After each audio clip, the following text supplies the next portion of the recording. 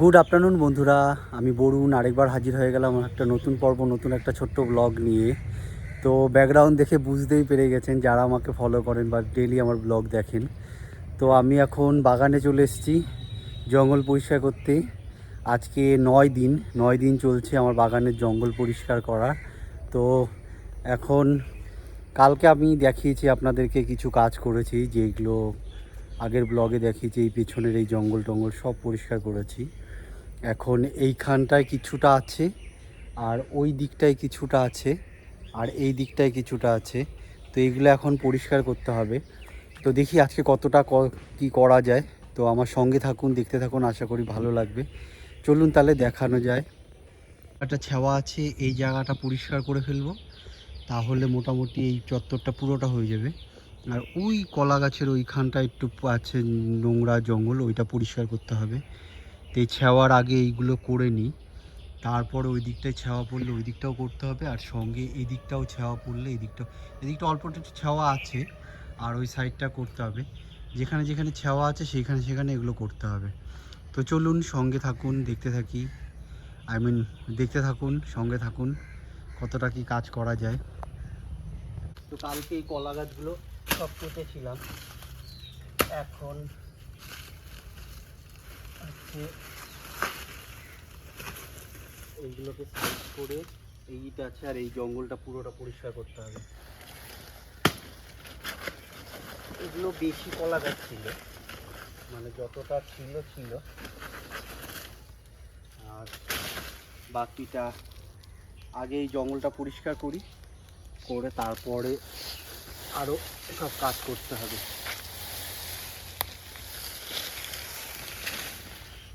তো সঙ্গে থাকুন, দেখতে থাকুন, আশা করি ভালো লাগবে।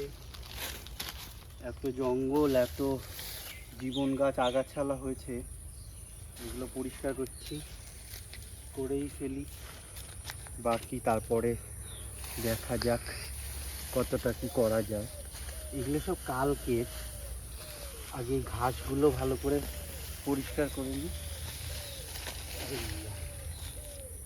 এবার এখন নিড়ানি দিয়ে এইটুকানি পরিষ্কার করতে হবে।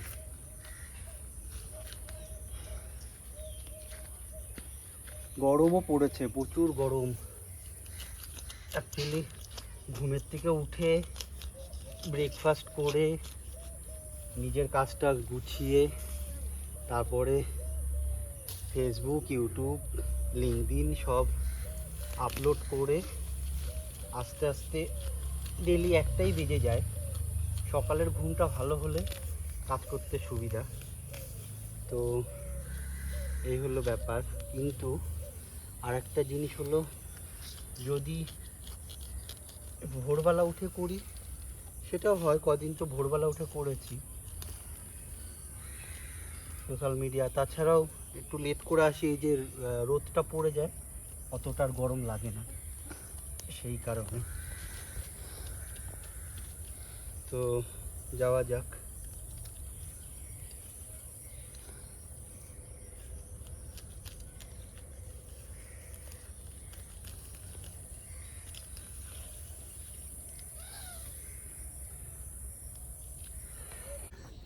কাজ চলছে এখনো, গরম।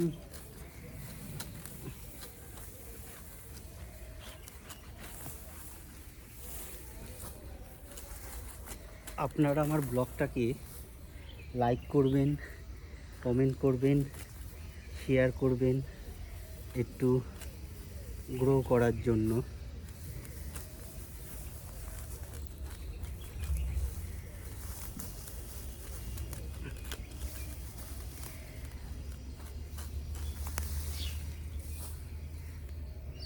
সাত পাকে বাঁধা, সাত পাকে বাঁধা। আমি আমার স্কুল কলেজ লাইফে গান করতাম চণ্ডীগড় কলা বিদ্যালয়। তো ওখানে গান প্র্যাকটিস করতাম।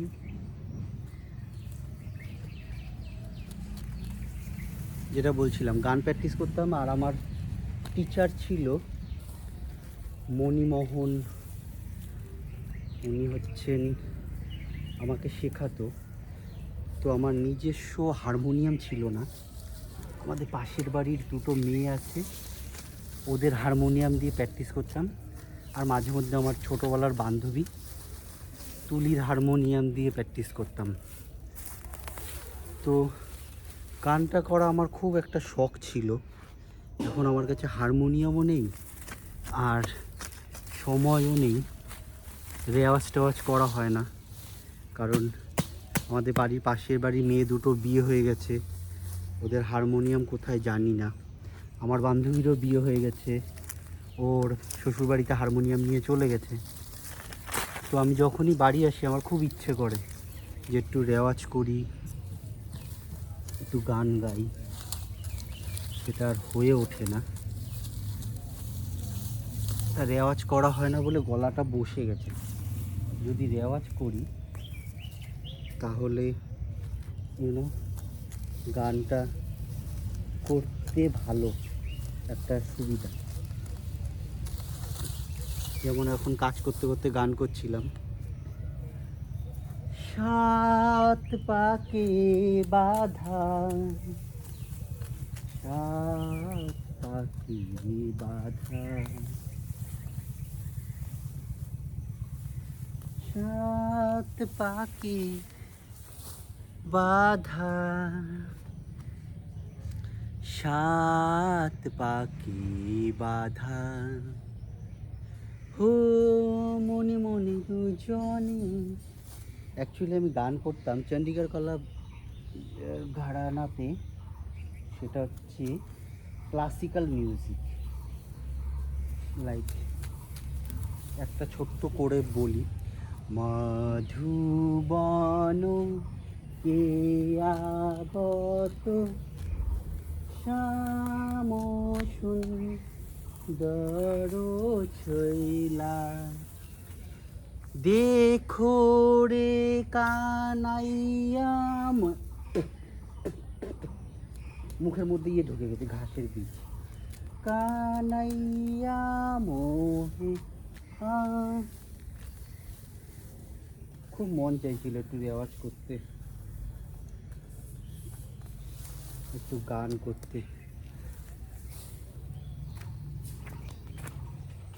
সো ফাইনালি 2:53 বাজে, আর এখন একটু রেস্ট নিচ্ছি। হাত মুখ ধুয়ে আসলাম কল থেকে, তো গামছাড়া দিয়ে একটু মুছে নিই আর একটু ঘাম টাম, তো মুছে নিয়ে একটু রেস্ট নিয়ে জল খাবো। জল খেয়ে আপনাদের দেখাচ্ছি কতটা কি কাজ হলো। এতটাই গরম যে জল নিয়ে এসেছি, জলও পর্যন্ত গরম হয়ে গেছে।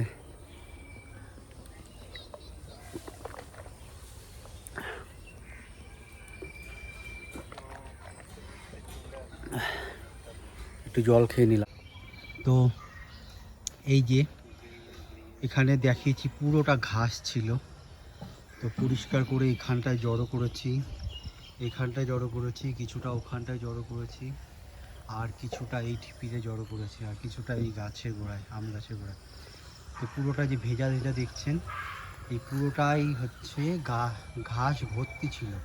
আর এখানে আমার এই ইটগুলো ছিল, ইটগুলোকে আমি অ্যারেঞ্জ করে রেখেছি। এই ইটগুলো এখানে পাতা হয়েছিল এই পাঁচিলটা দেওয়ার সময়, তো এইখানটায় আবার অ্যারেঞ্জ করে রেখে দিয়েছি। তো পুরোটা ভেজাটা দেখতে পাচ্ছেন। একটা জিনিস বুঝলাম, যদি গাছগাছালি বা ঘাস থাকে সেই জায়গাটায় মানে মাটি জল ধরে রাখতে, মানে গাছ জল ধরে রাখতে সক্ষম হয়। আর যেসব জায়গাগুলো আমি পরিষ্কার করেছি দেখাই, দেখুন শুকিয়ে গেছে, শুকিয়ে গেছে। তো এই হলো বাগানের এতটুকু কাজ, আরও ওইদিকে করতে হবে। এখন অনেক গাছগাছালি, অনেক জঙ্গল আছে, এই পুরোটাই পরিষ্কার করতে হবে এখন। তো চলুন যাওয়া যাক, বাকিটুকুনি করা যাক। গরম প্রচুর লাগছে, এখনও অনেকটা কাজ বাকি আছে, করতে হবে আস্তে আস্তে পুরোটাই। তো আমার সঙ্গে থাকুন, দেখতে থাকুন, আশা করি ভালো লাগবে। সব কিছু করতে হয় জীবনে, আর আমার সব কিছু করতে ভালো লাগে। আমি জোনের মতন মাঠে ঘাটে কাজ করতে পারি। তারপরে আমি বিদেশে গিয়ে কাজ করতে পারি, ঘরের কাজ করতে পারি, সবই মোটামুটি পারি। তো কে কী ভাবলো সেটা নিয়ে আমি কখনোই চিন্তাধারা করি না, কারণ একটা মানুষের সব কিছু পারা উচিত, করা উচিত। কাজের কোনো জেন্ডার হয় না, সেটা আমি বিদেশে গিয়ে দেখেছি। বিদেশে কোনো কাজ, স্পেশালি এশিয়া বাদ দিয়ে কোনো কাজ জেন্ডার হয় না।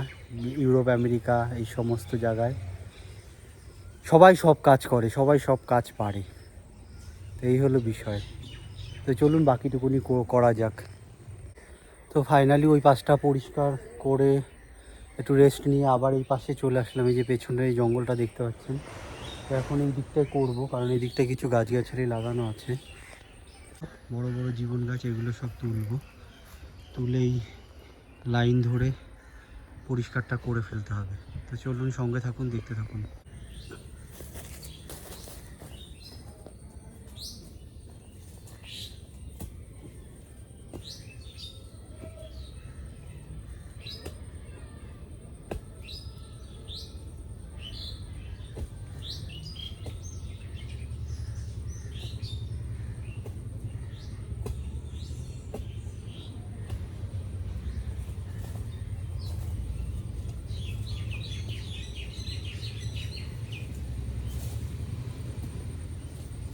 বড় বড় হয়ে গেছে তো জীবন গাছগুলো, কিন্তু একটু কষ্ট,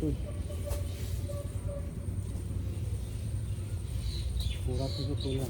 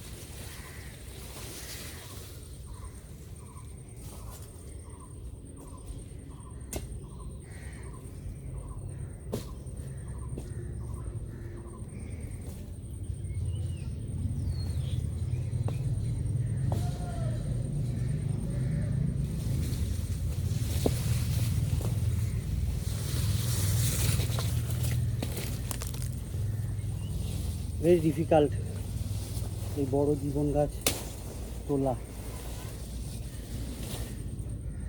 এত বড় বড় হয়ে গেছে যে বড় বড় জীবন গাছ গোড়ার থেকে তোলা হেবি কষ্ট বাবা।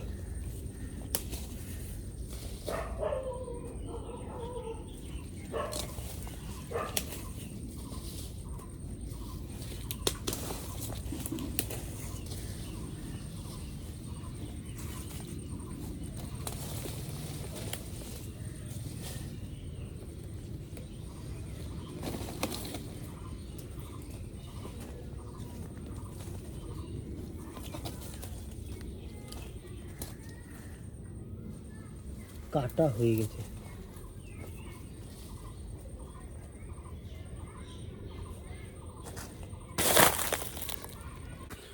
মশা প্রচুর।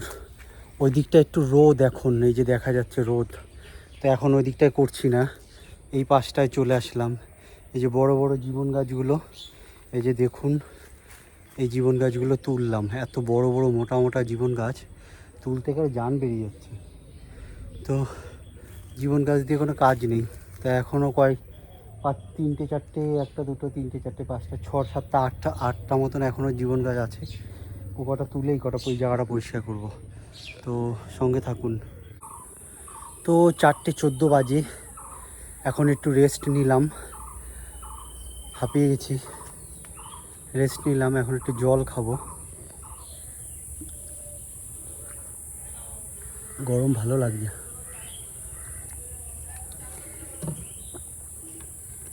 আর একটু জল খেয়ে নিলাম। এইখানে জীবন গাছগুলো কাটলাম আর এইটুখানি পরিষ্কার করলাম, আর এই সাইডটা করেছি। এই সাইডে কলা গাছগুলো কেটে সব এখানে জড়ো করেছি। আর এই যে এখানেও দেখাচ্ছিলাম প্রচুর জঙ্গল ছিল। এই জায়গাটা পুরোটা কেটে পরিষ্কার করে এইখানটায় ফেলেছি। এই ছোট ছোট ঘাস মতন এগুলো খুব ডেঞ্জারাস, এগুলো অনেক ছিল, তো এগুলো এখানে ফেলেছি। এখন দেখা যাক ওইটুকুনি করতে পারি কি না। 4:14 বাজে, 5:30টার মধ্যে শেষ করতে হবে। 5:30টার মধ্যে শেষ করে তারপরে ফিরবো। সো ফাইনালি কাজ শেষ হয়ে গেল, সূর্যও অস্ত যাচ্ছে। এখন 5:28 বাজে। একটু টাইম লাগলো কারণ একটু কষ্ট হচ্ছিল আজকে, জানি না কেন। তো সেই দিক থেকে কাজ শেষ করলাম। এখন গিয়ে স্নান করব, করে একটু একটু রেস্ট নিয়ে স্নান করব। স্নান করে তারপরে খাওয়া দাওয়া করব। তো চলুন আপনাদের দেখাই মানে কি কি কাজ করলাম আজ, পুরোটা দেখাই আজকে যেগুলো যেগুলো করলাম। এই দিকটায় করেছি জীবন গাছগুলো, বড় বড় যেগুলো ছিল আগে দেখিয়েছি, আর এইগুলো পরিষ্কার করেছি। এখানে নোংরা জড়ো করেছি সব গাছ, আগাছালা গাছ।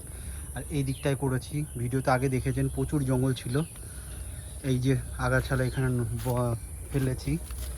আর এই পুরো জায়গাটা পরিষ্কার করেছি। এখানে আমার জামরুল গাছ আছে, কামরাঙা গাছ আছে, আমড়া গাছ আছে, আর পিয়ারা গাছ আছে, আর সুপারি গাছ। এগুলো পুরো জায়গাটা পরিষ্কার করলাম এইখানটায় দিয়ে। তারপরে এই কলা গাছগুলো একটু পরিষ্কার করে দিলাম। এই যে লতা উঠেছিল, লতাগুলো করে দিলাম। তো এই জায়গাটা পরিষ্কার করলাম। আর আগে দেখিয়েছি এইখানটায় পরিষ্কার করেছি, দিয়ে এই ঘাসগুলোই করেছি। তার সাথে সাথে এইখানে কিছু কচুর লতি তুলেছি আর কিছু কচু তুলেছি। কচুগুলো এখন দেখি কাকে কাকে দেওয়া যায়, নাহলে পরে এগুলো নষ্ট হবে। কেউ যদি নিয়ে খায় তো ভালো, আর নাহলে পরে নষ্ট হবে, ফালতু নষ্ট করে লাভ আছে। তো নিয়ে যাই, দেখি কাকে কাকে দেওয়া যায়।